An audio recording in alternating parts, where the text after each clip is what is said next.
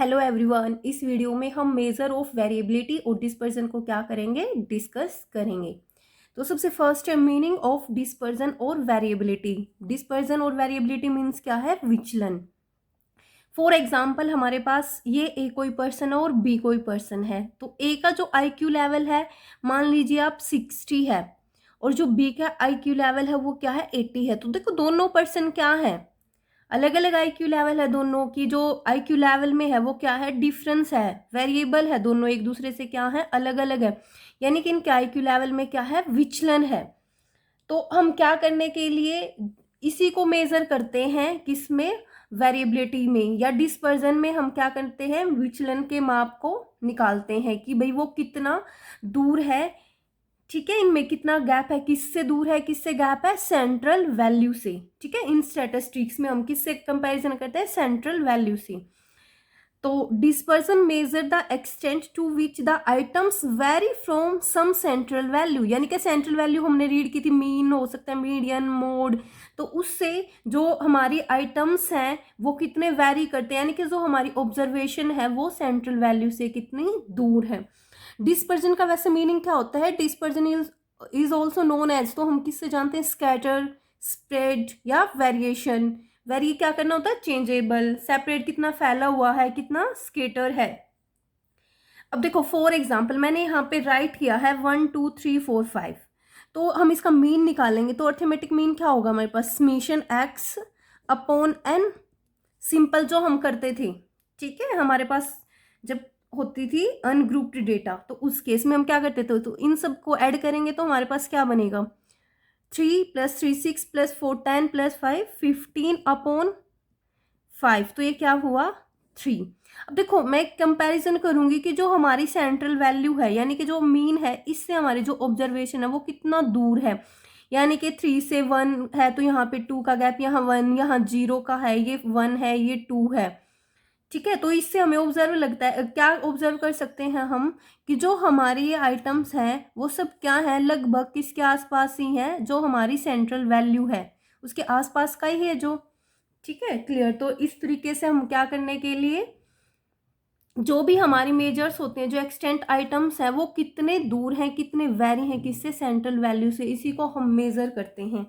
अब कुछ प्रमुख हमारे पास विचलन के माप है जिनसे हम क्या करते हैं, विचलन को मापते हैं। तो फर्स्ट वन जो हम मेजर करते हैं डिस्पर्जन को, फर्स्ट वन है रेंज, सेकंड वन है क्वार्टाइल डेविएशन, चतुर्थ विचलन, थर्ड वन है एवरेज और मीन डेविएशन। एवरेज डेविएशन भी बोल सकते हैं और इसी को हम मीन डेविएशन भी बोल सकते हैं। फोर्थ वन है हमारे पास स्टैंडर्ड डेविएशन यानी कि परमाप विचलन। आज की वीडियो में हम रेंज और क्वार्टाइल डेविएशन को क्या करेंगे, डिटेल में डिस्कस करेंगे।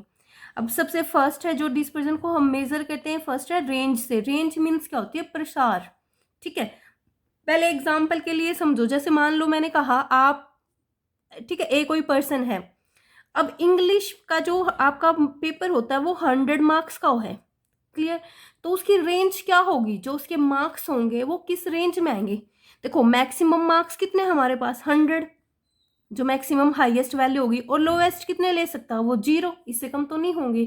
तो जो रेंज होगी ना वो कहाँ लाई करेगी, 0 और 100 के बीच, यानी कि जो उसके मार्क्स है वो 100 तक आ सकते हैं, इससे ऊपर नहीं जा सकते, क्योंकि मैक्सिमम जो हाईएस्ट स्कोर होगा वो 100 होगा, और लोवेस्ट कितने स्कोर कर सकता है वो, 0 मार्क्स। तो रेंज होगी वो क्या होती है, हाईएस्ट स्कोर और लोवेस्ट स्कोर के जो बीच का डिफरेंस होता है वही क्या होती है, हमारी रेंज। क्लियर। अब मीनिंग क्या है, प्रसार से अभिप्राय या रेंज से हमारा क्या मतलब है, अधिकतम अंक तथा न्यूनतम अंक के अंतर को ही प्रसार कहते हैं। यानी कि जो हाईएस्ट स्कोर है और जो लोएस्ट स्कोर है उन दोनों के बीच के डिफरेंस को ही हम क्या बोलते हैं, रेंज। क्लियर। तो रेंज मीन्स, रेंज कैसे फाइंड आउट करते हैं, highest score minus lowest score, यानी कि जो आपकी हाईएस्ट वैल्यू उसी में से हम माइनस करते हैं लोएस्ट वैल्यू को, तो हमारी क्या निकलती है, रेंज। अब फॉर एग्जाम्पल मैंने यहाँ पे राइट किया है, निम्नलिखित प्राप्त अंकों का प्रसार ज्ञात करें, यानी कि हमें क्या निकालनी है, रेंज निकालनी है। क्लियर। हमें गिवन है क्या, अंक जो गिवन है 8 20 15 13 21 7 28 35 10 22 16 और 30। तो हम सबसे पहले यहाँ पे क्या करेंगे, हाईएस्ट स्कोर चेक करो, जो यहाँ पे हाईएस्ट स्कोर होगा वो क्या है हमारा,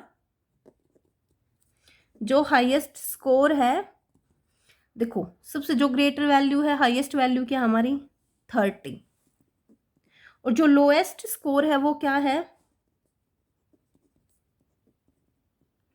लोवेस्ट स्कोर है हमारा, सबसे कम स्कोर है यहाँ पे 7, क्योंकि 7 से कम नहीं है कोई भी वैल्यू, तो लोएस्ट स्कोर क्या हुआ 7। अब मुझे रेंज निकालने, तो रेंज का क्या फॉर्मूला होता है, एच, ठीक है, एच माइनस एल भी राइट कर सकते हो, highest score minus lowest score, या पूरा राइट करना चाहो यहाँ पे highest score minus lowest score, वो भी राइट कर सकते हो आप। तो इज इक्वल टू क्या वैल्यू आएगी हमारा, जो आंसर आएगी रेंज की वो क्या आएगा, 30 माइनस 7 इज इक्वल टू 23। तो जो रेंज है वो क्या है 23। क्लियर। अब देखो भाई, जो इसका फिर हमें दे रखा है कि जो लार्ज सैंपल्स होते हैं, यानी कि दीर्घ प्रतिदर्श में भी यह प्रसार एक स्थिर स्टेबल मापन नहीं माना सकता। लार्ज सैंपल देखो यहाँ पे तो मैंने कम लिया, बाय चांस यहाँ पे 200, 300, 500, 900, तो उस टाइम पे जो रेंज होती है वो स्टेबल नहीं मानी जाती, ठीक है, स्थिर नहीं मानी जाती। और विस्तार की मुख्य विशेषता यह है कि बस इसका देखो क्या बेनिफिट है, यह आसानी से तथा जल्द ज्ञात किया जा सकता है। देखो हमने बड़ी इजीली से निकाल लिया। तो जो रेंज होती है, यानी कि जो प्रसार होता है, उसकी मुख्य विशेषता यही होती है कि हम इसे आसानी से और जल्दी ज्ञात कर सकते हैं। फिर है, जब n कम होते हैं या आवर्ती वितरण में बड़ी बड़ी रिक्तियां गैप होता है, तो तब इसे अविश्वसनीय माना जाता है। यानी कि जब हमारी जो हमें ऑब्जर्वेशन या प्राप्त अंक होंगे वो क्या होंगे, उनके जो बीच में गैप ज़्यादा का होगा। फॉर एग्जाम्पल मैंने यहाँ पे राइट किया 160 है, 80 है, 60, 50, 40 और 70 है। तो मुझे यहाँ पे रेंज फाइंड आउट करनी है। तो रेंज क्या होगी, हाईएस्ट माइनस लोवेस्ट स्कोर।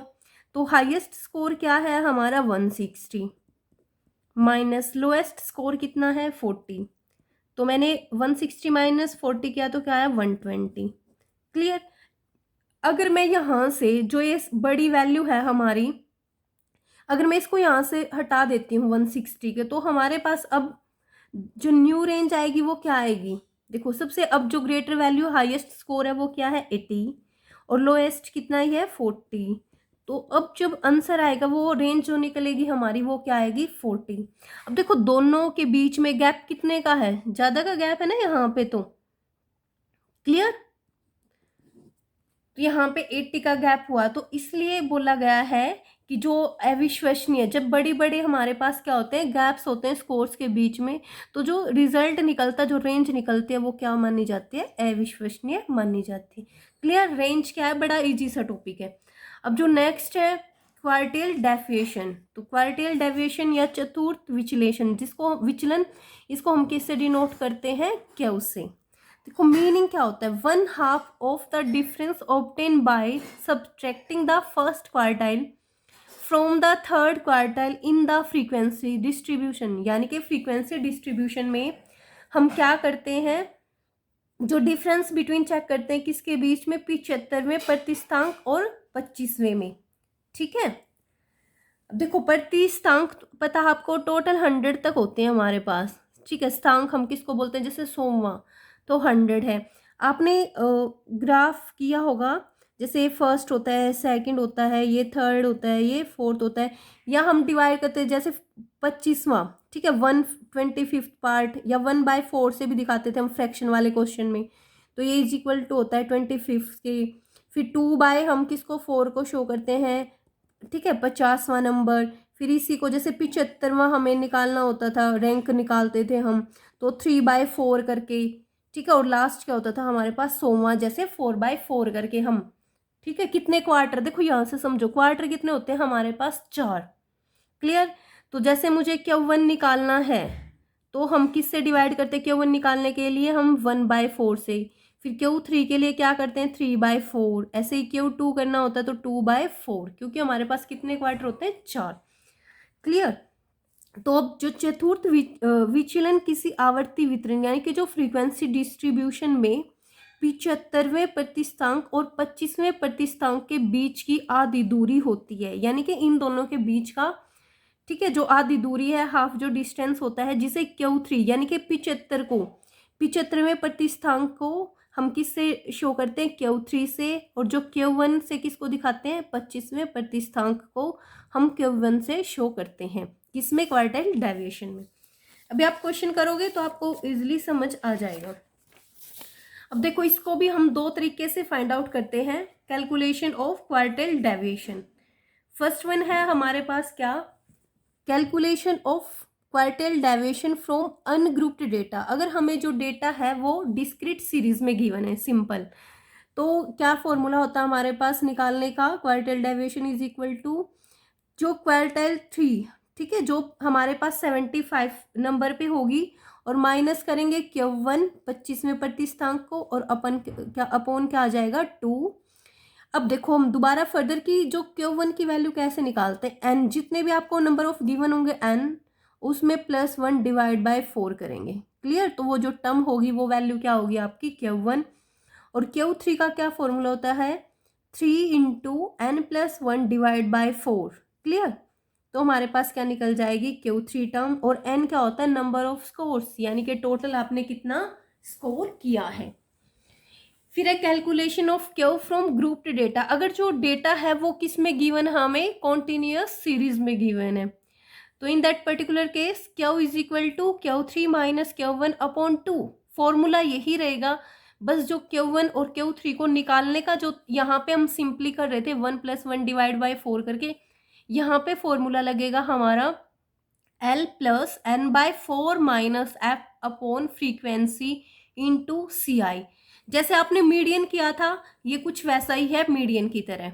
फिर Q3 इज इक्वल टू क्या होता है, L plus 3 N by 4 minus F upon frequency into CI।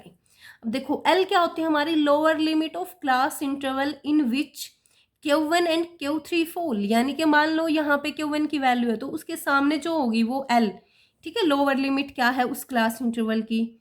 n होता है टोटल फ्रीक्वेंसीज की, जो टोटल फ्रीक्वेंसी वो क्या है, और f क्या होता है हमारा, यहाँ पे f याद रहे तो ठीक है, वरना आप CF भी राइट कर सकते हो, cumulative frequency up to that class interval in which Q and Q3 fall. तो वहाँ पे जो Q1 और Q3 आ रहे हैं जिस भी रेंज में, तो वहाँ पे हमारी क्या है, क्यूमुलेटिव फ्रीक्वेंसी क्या है। और एफ क्यू क्या बताता है, F I means frequency of class interval containing Q1 और Q3 के अंदर जो फ्रीक्वेंसी है, जिसको हम पिछले क्वेश्चंस में किससे शो करते थे, एफ आई से, क्लियर। और CI आपको पता है, हम मीन मीडियन मोड में कर चुके हैं। CI क्या होता है, साइज क्लास इंटरवल, यानी कि लेंथ ऑफ क्लास इंटरवल, ठीक है, अपर लिमिट और लोअर लिमिट के बीच का गैप क्या है, ठीक है। इसी को हम किससे दिखाते हैं, CI से, upper limit minus lower limit, clear. अब हम प्रैक्टिकल क्वेश्चंस करेंगे तब आपको अच्छे से समझ आएगा। देखो हमें गिवन है, सबसे पहले मैंने लिया है क्वेश्चन यहाँ पे अनग्रुप्ड डेटा स्कोर्स, यानी कि हमें जो डेटा गिवन है वो अनग्रुप्ड है। तो हमें गिवन है स्कोर 17, 15, 20, 25, 18, 22, 19 एंड 28। तो हमें क्या करना है, देखो मीडियन के क्वेश्चंस में हम क्या करते थे, असेंडिंग ऑर्डर में करते थे। फर्स्टली तो मैं ऐसे ही स्कोर राइट करूँगी क्या, जैसे 17 है, 15 है, 20, 25, 18, 22, 19 एंड 28, क्लियर। अब मैं यहाँ पे जैसे ये आइटम नंबर 1, 2, 3, 4, 5, 6 और ये 7 और 8, तो हमारे पास टोटल कितने हुए, ये 8, क्लियर। अब हम क्या करेंगे, इनको एक सिस्टमेटिक वे में, यानी कि असेंडिंग ऑर्डर में। तो सबसे छोटी वैल्यू क्या है हमारी, 15, क्लियर। फिर उसके बाद 15 के बाद क्या आएगा, 17, फिर उसके बाद है हमारा 18, फिर 19 फोर्थ नंबर पे, फिर फिफ्थ पे आएगा 20, फिर क्या है 22 है जैसे, और फिर 22 के बाद है 25, और जो लास्ट वैल्यू है वो क्या है हमारी 28, क्लियर। अब मुझे क्या करना है, अब क्या फॉर्मूला था हमारे पास, रेंज Q निकालने का, क्वार्टाइल डेविएशन निकालने का फॉर्मूला क्या है, Q3 माइनस Q1 अपॉन 2। अब मुझे Q3 और Q1 की वैल्यू पता होंगी तभी मैं यहाँ पुट करूँगी, और तभी हम क्या कर सकते हैं, डेविएशंस यानी कि चतुर्थक विचलन की गणना कर सकते हैं, तो Q1 निकालने का फॉर्मूला क्या था हमारे पास अनग्रुप डेटा में n+1 डिवाइड बाय 4। क्लियर। अब देखो n टोटल हमारे पास कितने नंबर ऑफ, तो 1 2 3 4, तो ये टोटल कितने हैं हमारे पास 8+1 डिवाइड बाय 4, यानी कि हम क्या करेंगे 9/4 कैंसिल करेंगे तो किस पे चलेगा ये 4 2 8, 4 2 8 और 4 5 20, तो 2.25 नंबर पे जो टर्म होगी। क्लियर। अब देखो भाई, अब यहाँ तो अपना किस में आए पॉइंट्स में डेसिमल, तो 2.25 यानी कि 2 से ग्रेटर पर 3 के, तो लगभग जो 2.25 है वो कहाँ लाई करेगा किस नंबर पे, तो सेकंड नंबर पे ही। अगर मैं इसको अप्रोक्स करती हूँ 2.25 को अप्रोक्स हम राइट करेंगे तो 2 के अप्रोक्स राइट होगा ना, क्योंकि ये क्या है डेसिमल के बाद 50 से कम है, तो इसलिए किसके अप्रोक्स हुआ ये 2 की। तो हमारे पास जो वैल्यू निकल के आएगी अब Q1 की वैल्यू है वो क्या आई है 17। क्लियर। ऐसे ही मैं अब वैल्यू फाइंड आउट करूंगी Q3 की। अब देखो Q3 के लिए क्या फॉर्मूला था हमारे पास 3 × n+1 डिवाइड बाय क्या है 4 नंबर पे जो टर्म आएगी, तो n+1 डिवाइड बाय 4 करेंगे हम, तो 3 × n की वैल्यू सेम 8+1 डिवाइड बाय 4, तो ये कितना बनेगा 9, और 9 3 ज़ा 27/4, और हम इसको कैंसिल करेंगे तो ये किस पे जाएगा हमारे पास, ये 4 6 ज़ा और 3 4 7 जा, तो 6.75 लगभग। देखो अब इसको मैं कहती हूँ अप्रोक्स कर लो, ठीक है, तो 6.75 किसके अप्रोक्स मिलेगा 7 के। क्यों, क्योंकि जो लास्ट की जो 2 डिजिट है नियरेस्ट 10, अगर आपने को पता है नियरेस्ट 10 कैसे करते हैं, तो 50 से क्या है ग्रेटर है, तो ये किसके, इसमें हम क्या कर देते हैं 1 ऐड, तो ये क्या बनेगा 7, तो 7th नंबर पे क्या वैल्यू है हमारे पास है 25। क्लियर। तो जो Q3 की वैल्यू आई वो क्या आई हमारे पास 25। अब मैं दोनों वैल्यू को कहाँ पुट करूँगी, हमारा फॉर्मूला ये वाला है, तो Q3 की वैल्यू क्या है 25 माइनस 17/2, तो 25 माइनस 17 करेंगे हम 8/2, तो हमारा क्या आएगा जो क्वार्टाइल डेविएशन Q है वो क्या आएगा 4। क्लियर। देखो सबसे फर्स्ट हमें क्या करना है, हमें जो डेटा गिवन है उस डेटा को फर्स्टली हम राइट करेंगे जो भी स्कोर्स गिवन थे, फिर हम उसको राइट करते हैं असेंडिंग ऑर्डर में। तो सबसे छोटी वैल्यू क्या है 15, फिर 17 18 हमने राइट की। फॉर्मूला होता है हमारे पास Q1 निकालने का n+1 डिवाइड बाय 4, तो देखो n हमारे पास टोटल नंबर ऑफ आइटम कितने यहाँ पे 8, तो 8+1 किया मैंने डिवाइड बाय 4 किया। क्लियर। देखो क्वार्टर तो याद रहेगा आपको कितने क्वार्टर होते हैं टोटल 4 क्वार्टर होते हैं, इसलिए हम इसको किससे डिवाइड कर रहे हैं 4 से। क्लियर। फिर ऐसे ही मैंने Q3 की वैल्यू निकाल ली और देखा यहाँ पे 7th नंबर की जो टर्म है, तो 7th नंबर की जो टर्म है वो 25 थी, फिर यहाँ पे हमारा निकला था सेकंड नंबर की टर्म, जैसे 17 है, ये मैंने अप्रोक्स करके किया। क्लियर, क्योंकि हमारी जो डेसिमल में थी। अब जो नेक्स्ट क्वेश्चन है वो क्या है हमारे पास, अगर हमें जो गिवन है डेटा वो किस फॉर्म में है ग्रुप्ड फॉर्म में डेटा गिवन है। अब देखो आप, अब हमें क्लास इंटरवल गिवन है 10 to 15, 15 to 20, 20 to 25, 25 to 30 और ये अप टू 50 से 55 तक है। और जो फ्रीक्वेंसी गिवन है हमें, फ्रीक्वेंसी गिवन है क्या 1 2 3 4 5 3 3 2 2। क्लियर। अब हमें क्या करना होगा इसके लिए CF यानी कि क्यूमुलेटिव फ्रीक्वेंसी फाइंड आउट करनी होगी।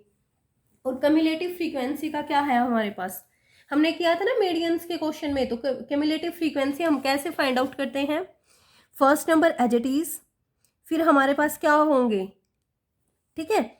अब ये 15 1 ऐड करेंगे तो क्या बनेगा 3, फिर हमने 3 ऐड किया तो 6, 4 ऐड किया तो 10 और फिर 5 ऐड किया तो 15, फिर 18 और फिर क्या बनेगा हमारे पास 21 और फिर 2 ऐड करोगे 23 और लास्ट वन क्या बनेगा 25।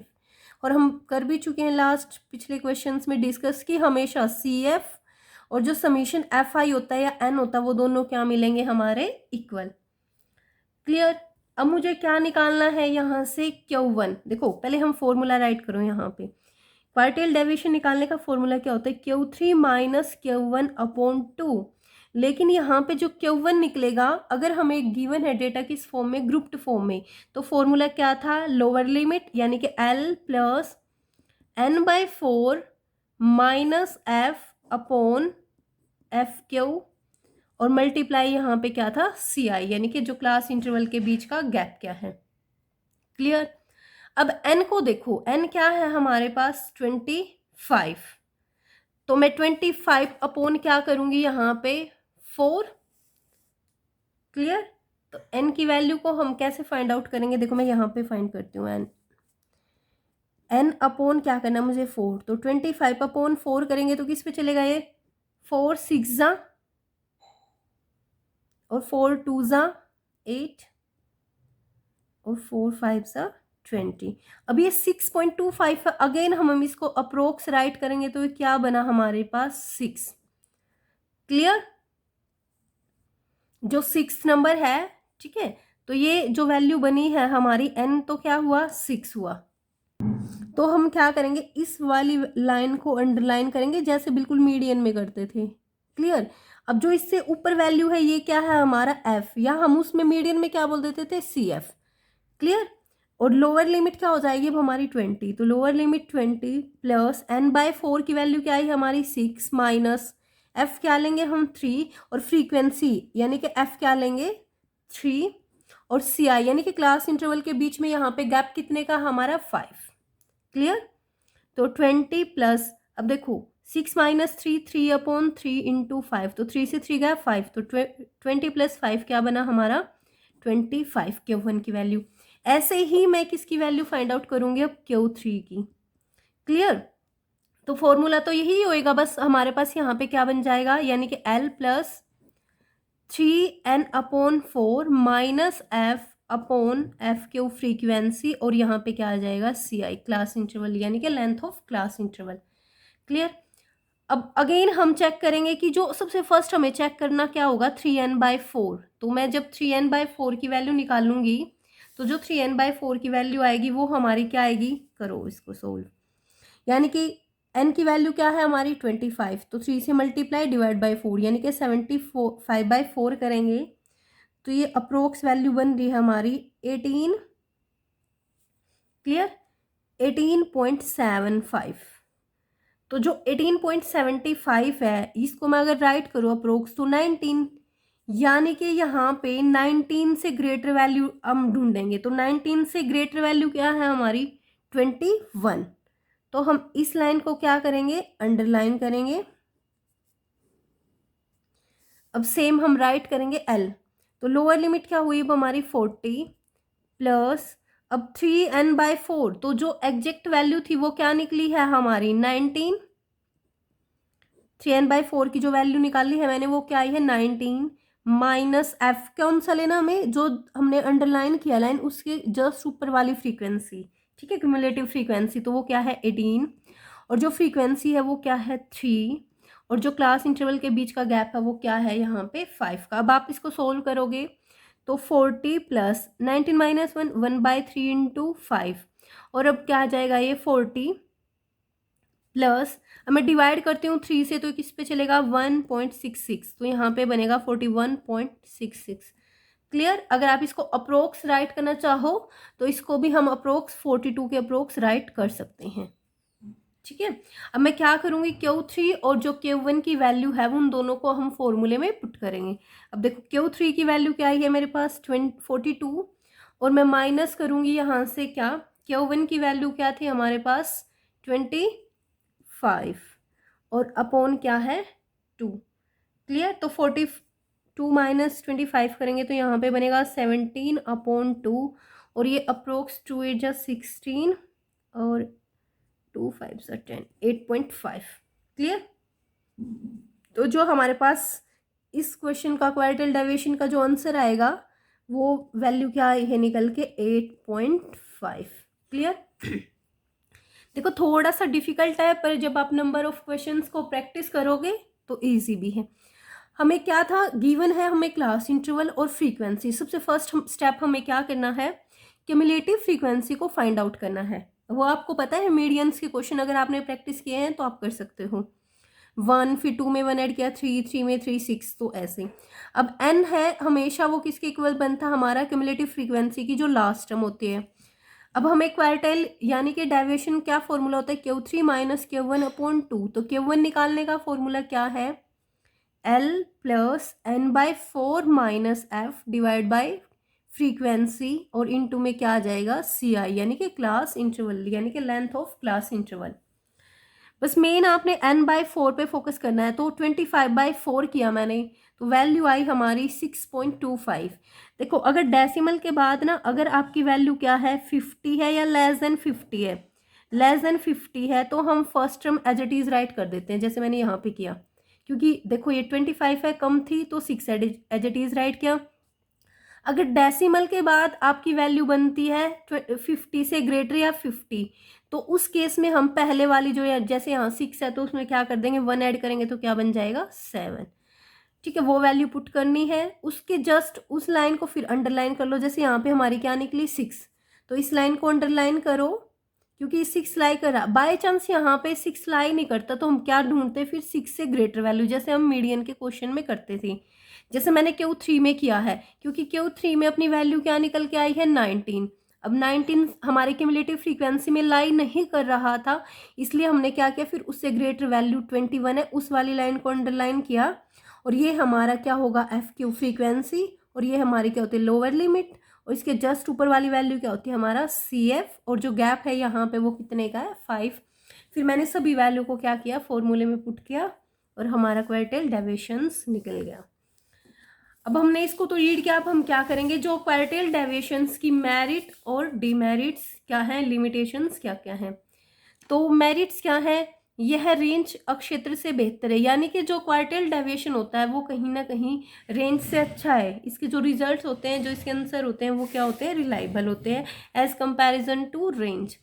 यह वितरण में दूरतम मूल्यों की उपस्थिति द्वारा प्रभावित नहीं होता है, यानी कि जो दूर की वैल्यू होते हैं उस पर कोई इफेक्ट नहीं पड़ता।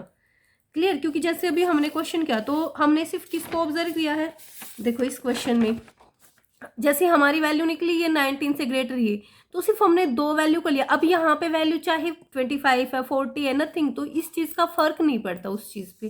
क्लियर, और इसकी गणना करना क्या होता है ईजी होता है। फिर हमारे पास लिमिटेशंस क्या क्या है, यह वितरण के सभी पदों पर शामिल नहीं है, क्योंकि अभी हमने देखा हम सिर्फ वही वैल्यू देखते हैं n/4 से डिवाइड करते हैं और उसके बाद जो वैल्यू लाई करती है क्यूमुलेटिव फ्रीक्वेंसी में, ठीक है, उससे ऊपर वाली वैल्यू को ही हम क्या करते हैं इसमें शामिल करते हैं। तो सभी जितनी भी टर्म्स होती हैं पद होते हैं उन सबको हम शामिल नहीं करते हैं। फिर है सैम्पलिंग फ्लक्चुएशन, इससे मूल्यों को प्रभावित कर सकते हैं। बिल्कुल, अगर हमारा सैंपल में हम चेंज करेंगे तो ऑब्वियस सी बात है जो हमारा आंसर निकलेगा वो भी क्या आएगा चेंज। अब बाय चांस यहाँ पे फ्रीक्वेंसी 1 2 अगर फ्रीक्वेंसी ही चेंज हो जाएगी तो जो हमारा क्वार्टाइल डेविएशन होगा उसके जो आंसर निकल के आएगा वो भी क्या होगा चेंज होगा, फ्लक्चुएटेड होगा आंसर भी। फिर है जो क्वार्टाइल डेविएशंस के आधार पर वितरण के पूरे स्वरूप को समझना कठिन होता है, यानी कि जो हमारा डिस्ट्रीब्यूशन फंक्शन है, यानी कि हम जो फंक्शन डिस्ट्रीब्यूशन लेते हैं तो सिर्फ हम क्वार्टाइल के बेस पे उसको नहीं समझ सकते, और यह मापनी पर दूरी को दर्शाता है। यानी कि अगर हम इसको मेज़र करते हैं तो सिर्फ ये क्या बताता है डिस्टेंस को बताता है कि हमारा जो सेंट्रल वैल्यू से जो हमें गिवन है हमारे ऑब्जर्वेशन है वो कितना दूर है, यानी कि कितना वेरीफाई कर रही हैं। आपको क्या करना है, अगर आपके पास बुक है तो आपको नंबर ऑफ क्वेश्चंस को प्रैक्टिस करना है स्टूडेंट्स। क्लियर, जैसे यहाँ पे अगर आप बोलते हो तो मैं ग्रुप डेटा से क्वेश्चन राइट कर देती हूँ। 5 to 10 है और 10 to 15, 15 to 20 और ये 20 to 25, 25 से 30 और ये 30 से लास्ट 35। और मैंने आपको फ्रीक्वेंसी दी है यहाँ पे, बाय चांस 2 है, 3, 5, 10 और ये 15 और ये 2। क्लियर, तो आपको क्या करना है इस क्वेश्चंस का क्वार्टाइल डेविएशंस क्यों क्या करना है फाइंड आउट करना है। फॉर्मूला क्या होता है Q3 माइनस Q/2 और Q1 और Q3 को आप ऑलरेडी अच्छे से कर चुके हैं। तो इस क्वेश्चंस की प्रैक्टिस करना और देखना आंसर सही निकलता है नहीं निकलता है। Clear, thank you students.